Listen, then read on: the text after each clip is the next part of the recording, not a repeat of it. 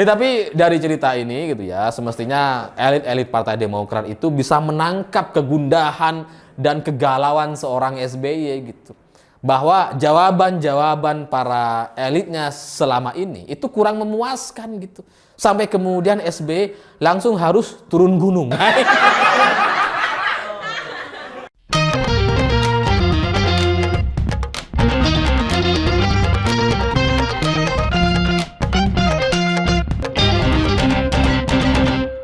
Selamat malam para mantan, selamat malam untuk semua mantan-mantan kalian yang suka curhat colongan. Yang misalkan kita lagi membahas soal ekonomi negara Indonesia terkait dampak dari resesi global tahun 2023. Terus kemudian mantan kalian nyeletuk gitu.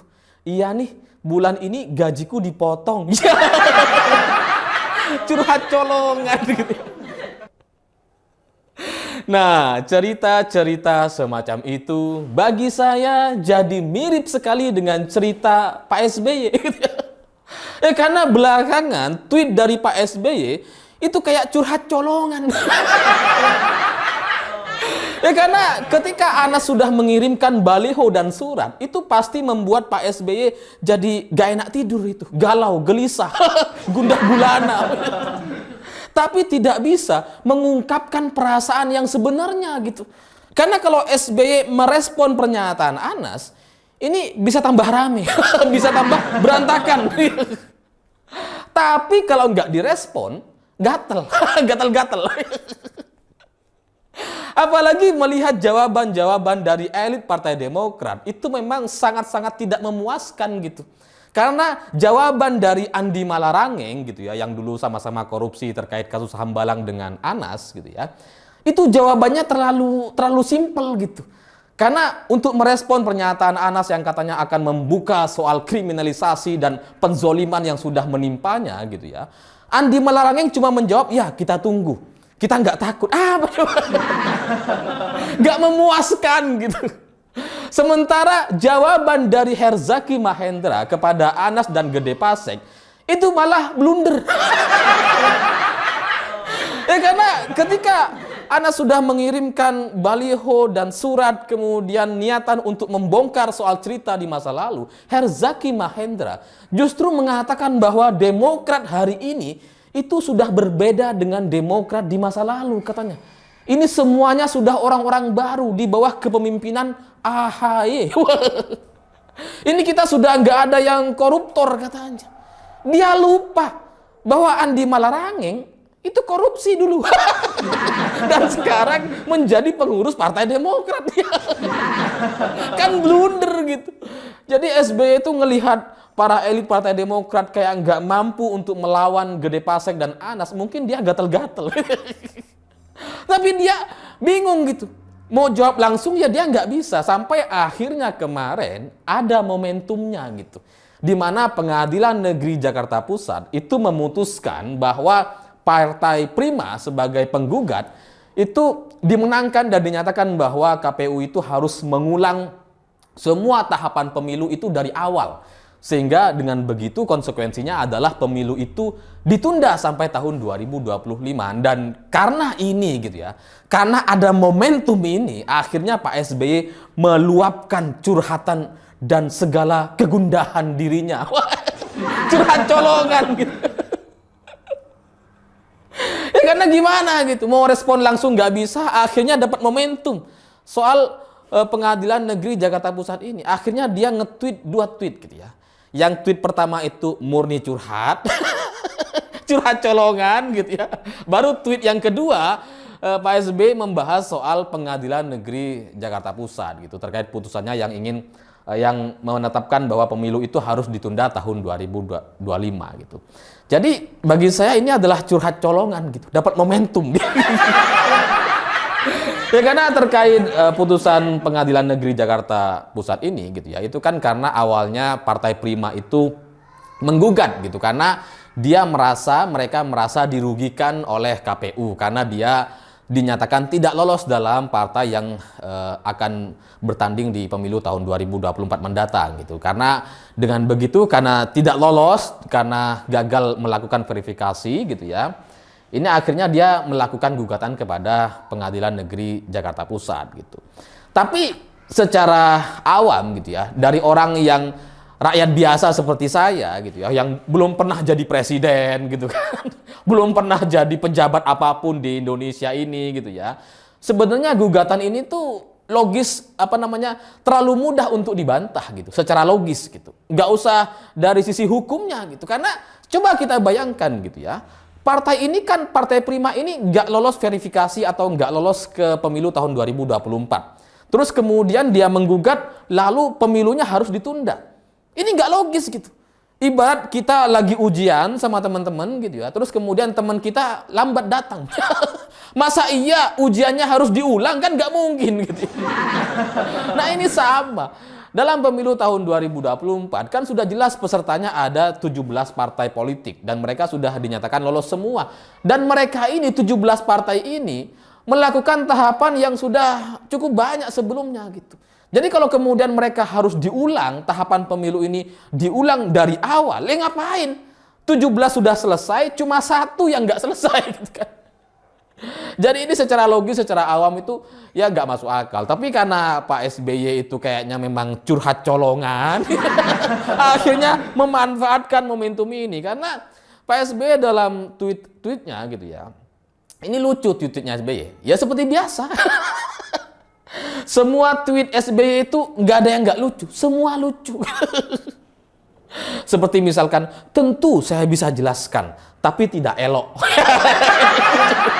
Selalu lucu.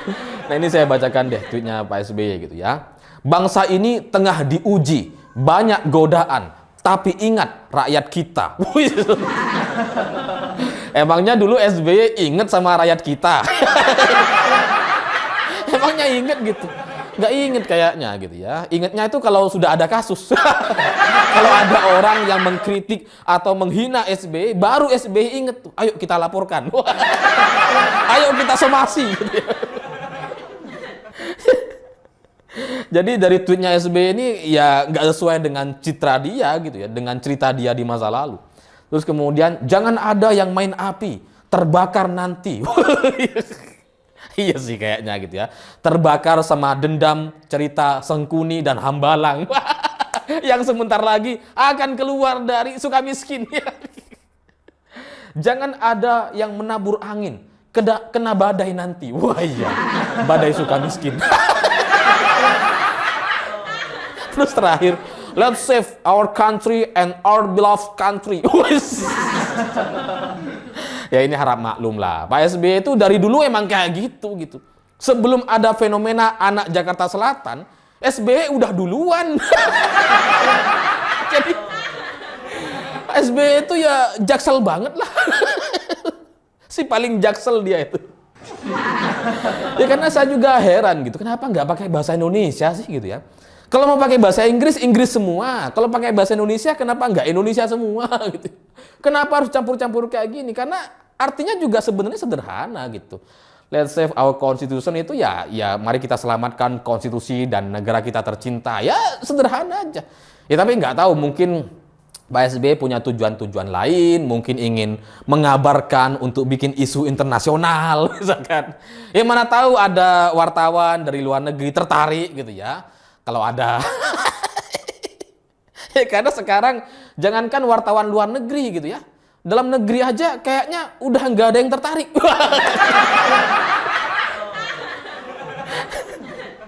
Jadi dari tweet Pak SBY, dari dua tweetnya itu memang yang satu tuh murni curhatan tuh, untuk meluapkan unek-unek dan pikiran yang selama ini dia rasakan. Karena diteror sama baliho dan surat. Barulah kemudian di tweet yang kedua Pak SBY menuliskan soal putusan Pengadilan Negeri Jakarta Pusat gitu ya. Ya sekali lagi ya inilah momentumnya gitu, karena SBY menulis bahwa menyimak putusan Pengadilan Negeri Jakarta Pusat kemarin tentang pemilu, rasanya ada yang aneh di negeri ini. Ya sebenarnya di negeri ini tuh banyak hal aneh gitu ya. Tapi yang aneh bukan negeri ini. Dan dalam kasus ini yang aneh itu hakimnya, bukan di negeri ini. Kebetulan aja hakimnya itu ada di negeri ini. Gimana? Pusing kali ya? Ya harusnya kan Pak SBY langsung aja. Ada yang aneh dengan hakim pengadilan negeri Jakarta Pusat. Kan enak gitu. Kenapa harus membawa-bawa negeri ini? Ya karena itu momentum curhat. Banyak pikiran dan hal yang di luar akal sehat. Wah, ya bener itu. Banyak hal emang gitu. Kok bisa ya calon gubernur DKI terus kemudian kalah, sekarang mau jadi cawapres?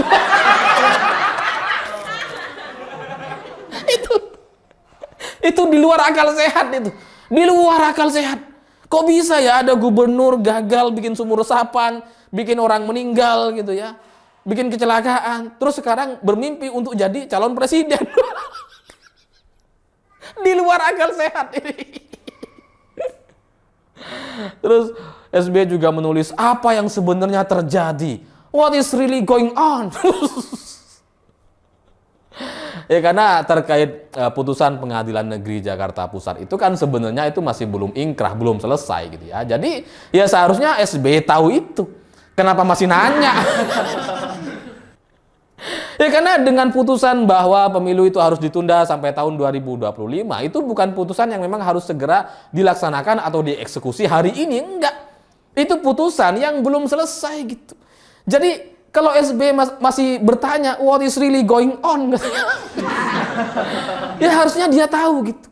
Dia kan pernah jadi pemimpin di negara kita. Lah kok bisa nggak tahu? Kok masih nanya? Kamu nanya. Iya itu. Dan terakhir, semoga tidak terjadi sesuatu yang tidak kita inginkan di tahun pemilu ini. Ya amin ya robbal alamin lah. Kita doakan bersama-sama gitu ya. Semoga orang yang tidak pantas untuk maju di Pilpres 2024 yang gak usah maju gitu ya. Ya masa kalah di DKI terus kemudian sekarang mau maju sebagai cawapres? itu sangat tidak kita harapkan gitu. Udah kalah di Jakarta kok mau maksa Indonesia.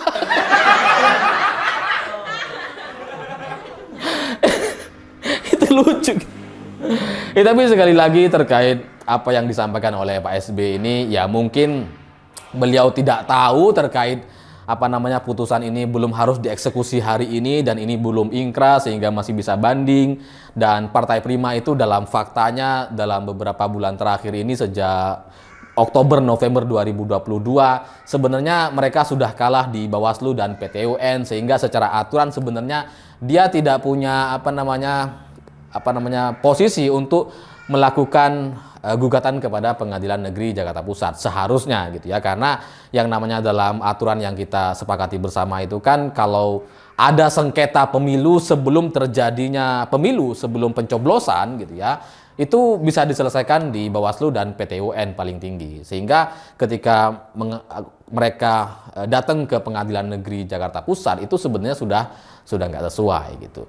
Dan kemudian kalau sengketanya itu selesai setelah selesai pemilu, setelah pencoblosan, itu biasanya di Mahkamah Konstitusi, dan itulah yang dijelaskan sama Pak Mahfud MD. Sehingga ya seharusnya Pak SBY ngerti gitu, sebagai presiden Indonesia dulu gitu ya, harusnya dia tahu terkait aturan-aturan kayak gini, bahwa ini tuh sebenarnya lemah sekali dan mudah sekali untuk dibantah atau dibatalkan akhirnya. Karena banyak orang yang bisa menggugat. 17 partai yang sudah mengikuti semua tahapan verifikasi yang dilakukan oleh KPU itu bisa menggugat juga gitu.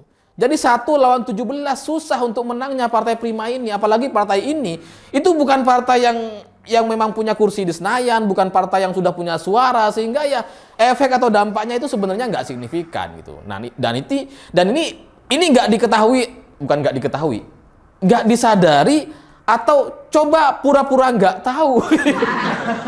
SBY itu coba nggak menyadari atau pura-pura nggak tahu terkait hal ini, bahwa gugatan Partai Prima ini sebenarnya ya lemah sekali gitu. Dan dari curhatan Pak SBY ini yang sebenarnya itu masih belum selesai gitu ya. Ini kan kayak putusan belum selesai, belum ingkrah. Tapi kemudian dibuat seolah-olah wah ini sudah genting. Ada yang aneh dalam negeri ini. Padahal belum selesai gitu ya. Ya begitulah cerita seorang mantan pemimpin di negara kita gitu ya, yang memang menjadi bagian dari kecelakaan sejarah negara ini. Karena bayangkan gitu ya, orang yang kayak SBY gitu ya, yang belum ingkrah, kemudian belum final, belum harus dieksekusi hari ini sekarang gitu ya, tapi kemudian sudah panik. Itu kebayang nggak dulu? Ini kan mencerminkan gaya memimpin dia di masa lalu gitu. Yang belum selesai tapi kemudian sudah panik. Hambalang, makanya nggak selesai-selesai. Gimana belum selesai udah dikorupsi duluan. Sehingga ya masuk akal kalau kemudian Pak SBY itu ketika menjadi presiden Indonesia dulu itu berkali-kali kena tipu, kena prank. Yang Blue Energy lah, yang bibit jagung apa ya. Banyak tuh penipuan-penipuannya dulu gitu ya. Maksudnya ada orang nipu presiden. Kecelakaan sejarah gitu. Tapi dari cerita ini gitu ya, semestinya elit-elit Partai Demokrat itu bisa menangkap kegundahan dan kegalauan seorang SBY gitu. Bahwa jawaban-jawaban para elitnya selama ini itu kurang memuaskan gitu. Sampai kemudian SBY langsung harus turun gunung.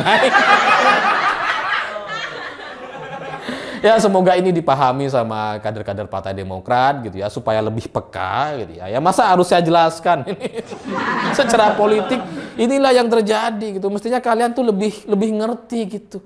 Itu kan pimpinan kalian, masa saya harus jelasin? Tapi ya semoga Pak SBY damai dengan kehidupannya hari ini. Semoga di hari tuanya itu ya semakin damai lah. Tapi kalau nanti misalkan nggak damai, ya nggak apa-apa juga. Saya pikir itu. Terima kasih sudah menonton. Begitulah kura-kura.